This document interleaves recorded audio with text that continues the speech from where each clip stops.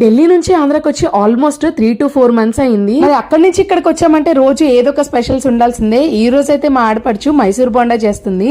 తను చేయడం చూస్తే మైసూర్ బోండా ఇంత సింపుల్ అనిపిస్తుంది, అంత టేస్టీగా వస్తుంది. మైసూర్ బోండా తినాలనిపిస్తుంది అని చెప్పామో లేదో అంతలోనే ఒక అరగంటలో చేసేసి వేడివేడిగా తీసుకొచ్చి చేతిలో పెట్టి తినండి అంది. మొత్తం రెసిపీ అంతా చూసి నేను కూడా నేర్చుకుందామని పక్కనే నించున్నాను. కానీ తను చేసిన పద్ధతి చూస్తే అసలు ఇందులో ఏముంది అనిపించింది, కానీ తింటే మాత్రం ఆహా అనిపించింది. ఒక గిన్నె తీసుకుని సుమారుగా కొద్ది గోధుమ పిండి వేసి అందులోనే కొద్దిగా పెరుగు కూడా వేసేసి బాగా కలిపేసి ఒక అరగంట పక్కన పెట్టేసింది. ఇక ఆయిల్ హీట్ ఎక్కేలోపు అందులో కొంచెం ఉప్పు, జీలకర్ర, కొంచెం సోడా ఉప్పు కూడా వేసి ఇలా చిన్న చిన్న బోండాల్లాగా వేసింది. సైజ్ కూడా మరి పెద్దగా వేయలేదు, చక్క చిన్నగా వేసింది.